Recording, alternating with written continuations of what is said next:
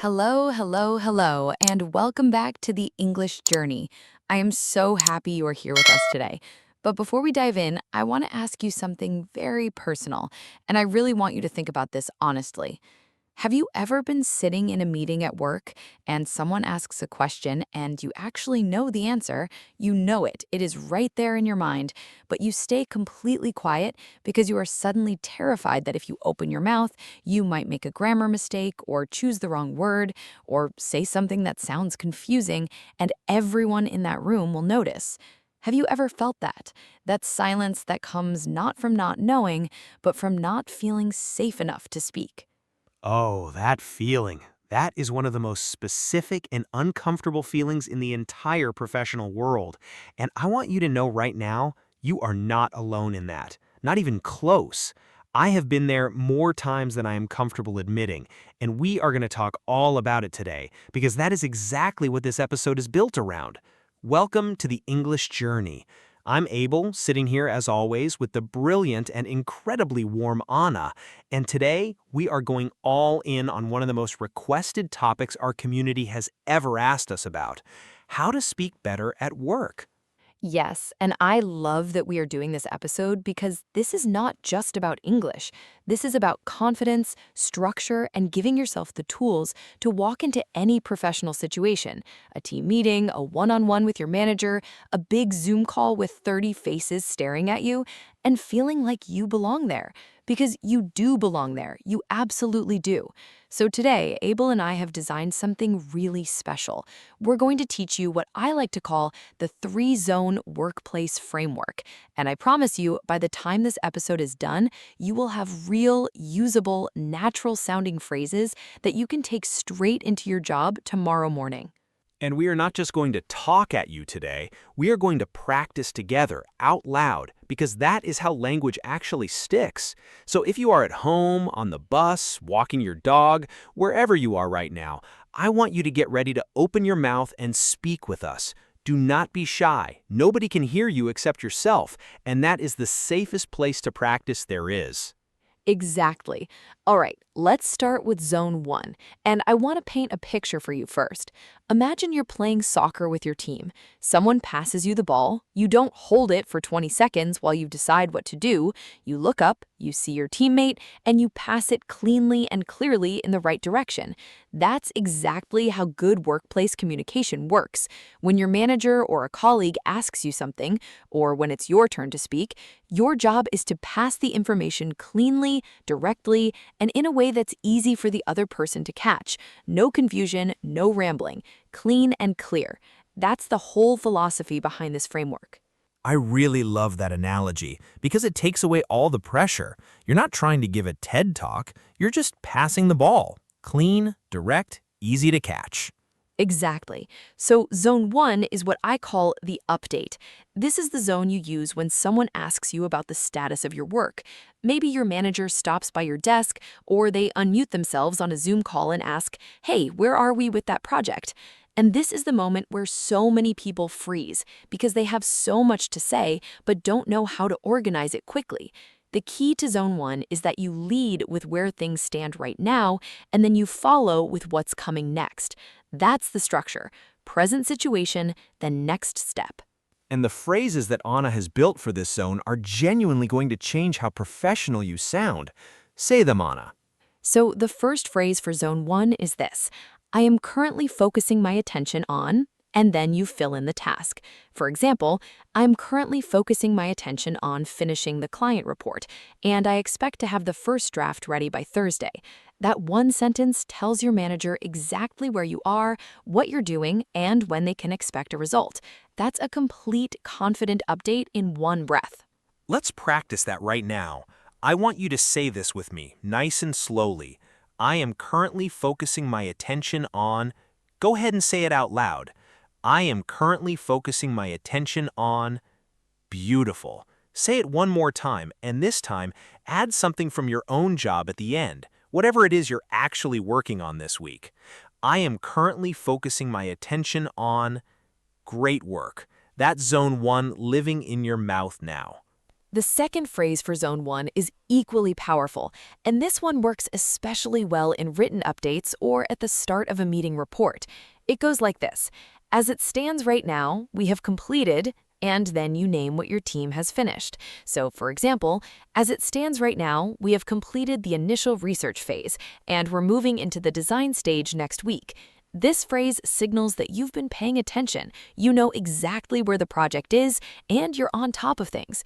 It sounds incredibly organized, even if your week has been completely chaotic. Which honestly describes most weeks at most jobs for most people. And I say that with total love and zero judgment. Absolute truth. Now, let's move into Zone 2, which is honestly my personal favorite because it solves a problem that I think every single intermediate English speaker faces at work.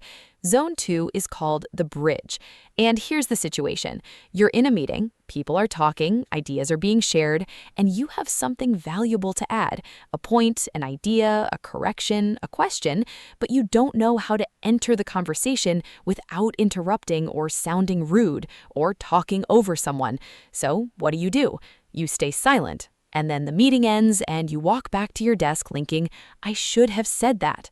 That's me. That was me for the first 2 years of my professional life. I can't tell you how many genuinely good ideas I kept to myself because I didn't know how to enter the conversation naturally. It felt like everyone else had a secret door into the discussion that I just didn't have the key for. And the good news is, the key is just a phrase, a well-placed, polite, professional phrase that opens the door for you and signals to everyone in the room that you have something worth hearing. The first bridge phrase is this: if I could add a quick point here, and then you go right into your thought. That phrase does something very clever. The word quick actually reassures people that you're not about to take over the entire conversation. You're just adding one thing. It lowers resistance before you've even said your idea. People open up and listen. Let's say that one together right now. If I could add a quick point here. Say it with us. Nice and confident. Shoulders back, chin up, voice clear. If I could add a quick point here. You sound like a professional. I genuinely mean that. The second bridge phrase is one that does something even more sophisticated. It not only lets you enter the conversation, it also shows respect for the person who spoke before you. Ready? Here it is. That is a great perspective, and it connects directly to, and then you link their idea to yours.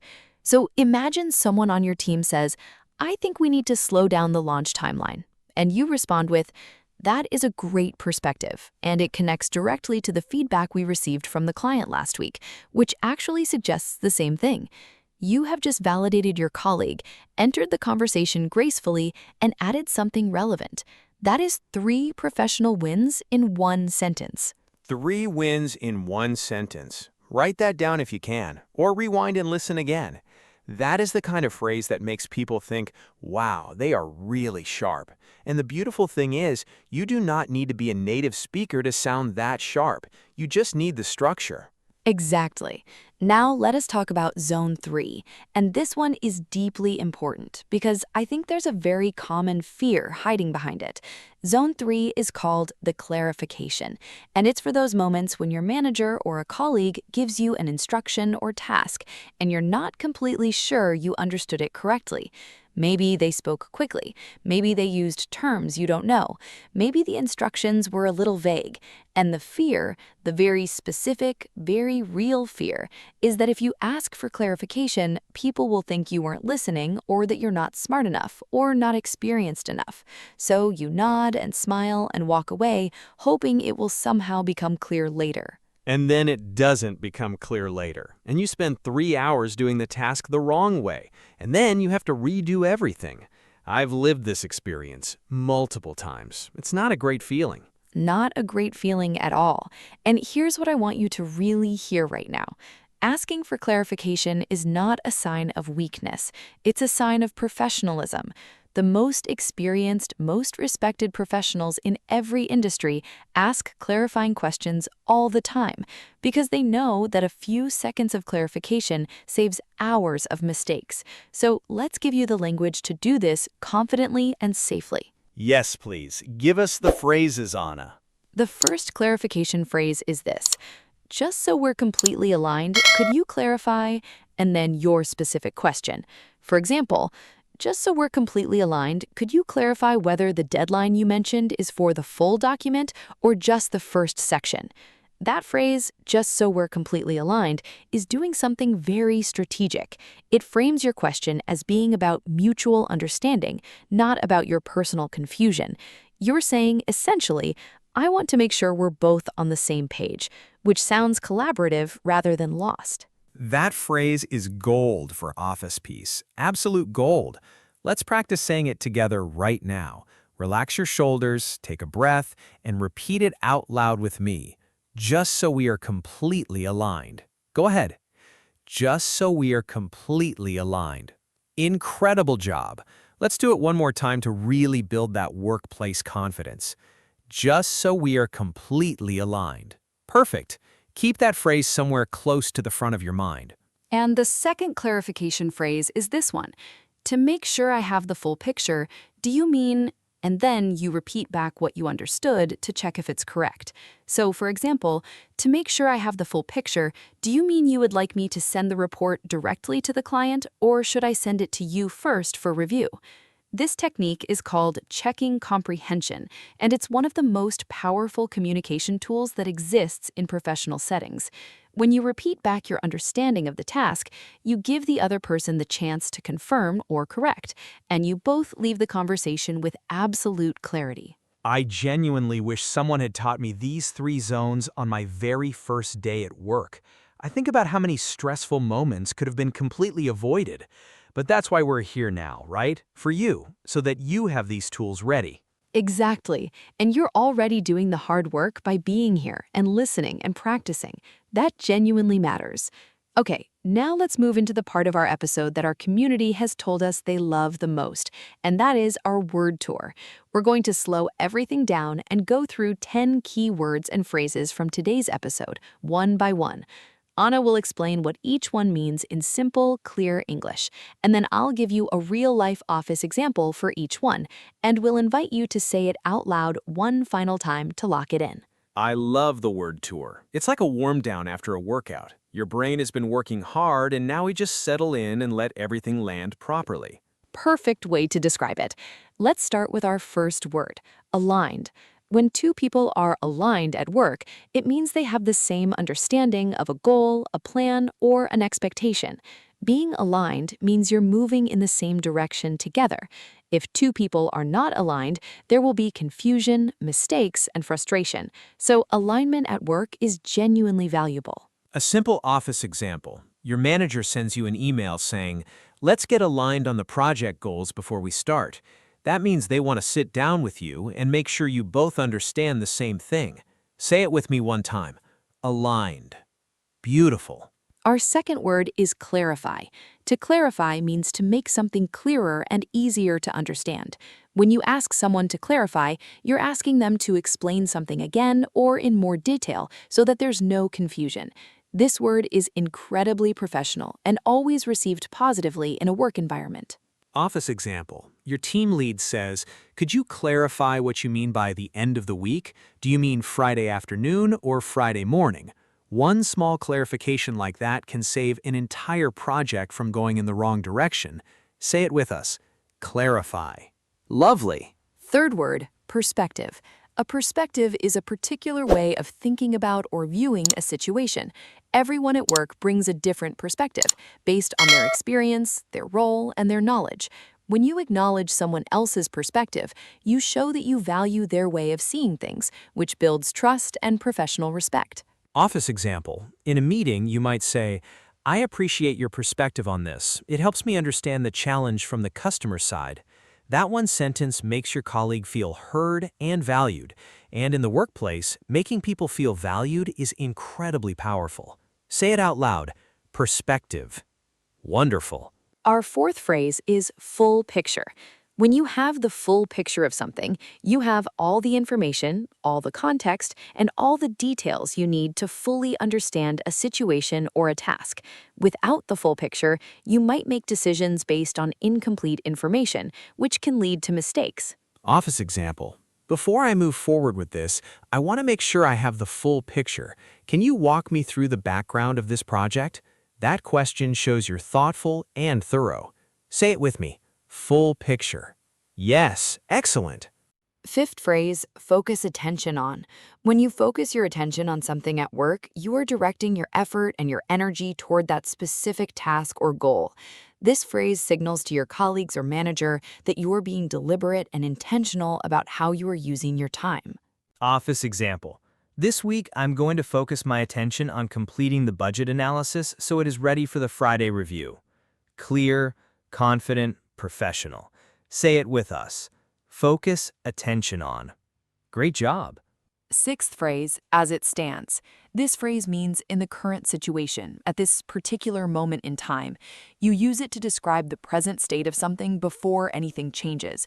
It is a very neat, polished phrase that immediately signals clear thinking. Office example. As it stands, we have signed 3 of the 5 contracts, and we are waiting on signatures from the remaining 2 clients. That is a clean, complete update in one sentence. Say it one time. As it stands. Superb.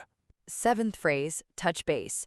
To touch base with someone means to make brief, friendly contact with them to check in, share a quick update, or make sure you are still connected on a shared goal. It's a very common and natural phrase in everyday office communication. Office example. Can we touch base tomorrow morning before the client call? I just want to make sure we are saying the same things.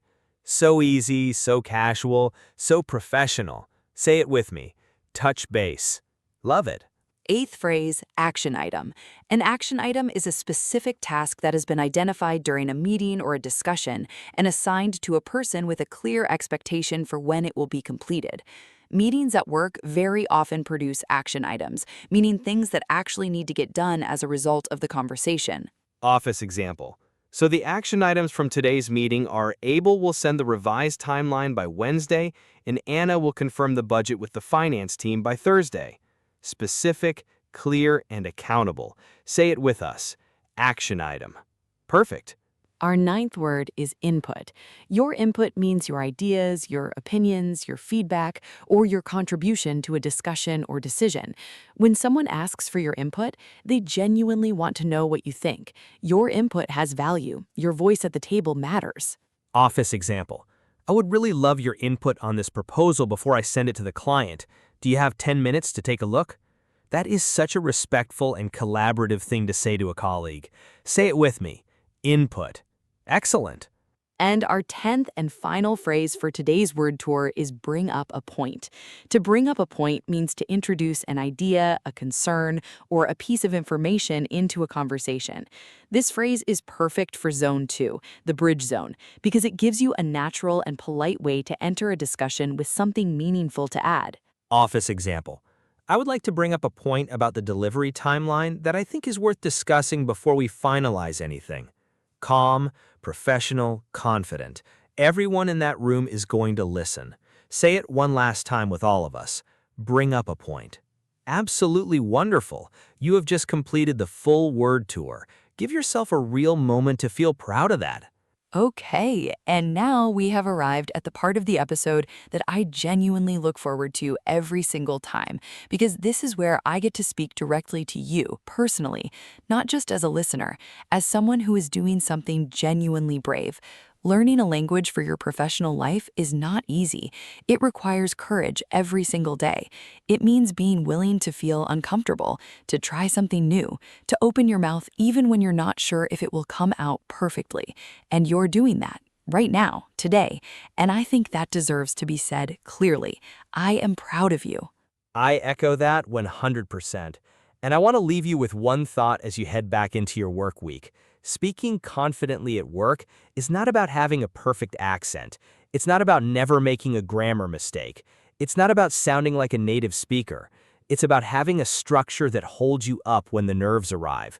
The 3-zone framework, the update, the bridge, the clarification, that's your structure now. It belongs to you. Use it.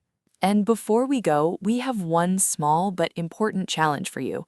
Head down to the comments section right now and tell us, what is one phrase from today's three-zone framework that you plan to use in your very next workplace meeting? We want to read every single response. We read your comments, and they genuinely make our day brighter. We really do read them, and we love seeing which phrases resonate most with you. So don't be shy. Drop it in the comments and let us know. And if this episode helped you even a little bit, please share it with one person at work or in your English learning community who might need it too. That simple act of sharing genuinely helps this channel grow and allows us to keep making content like this for all of you. Thank you so much for spending this time with us today. You gave us your attention, your energy, and your willingness to practice out loud, and we do not take that lightly. We hope your week at work is full of clear communication, confident moments, and at least one opportunity to use your new three-zone phrases. Take good care of yourselves. Be kind to yourselves when things feel difficult. And remember, every great professional communicator started exactly where you are right now. We'll see you in the next episode of The English Journey. Have a successful, productive, and peaceful week, everyone. Goodbye for now, and keep going. You are doing better than you think.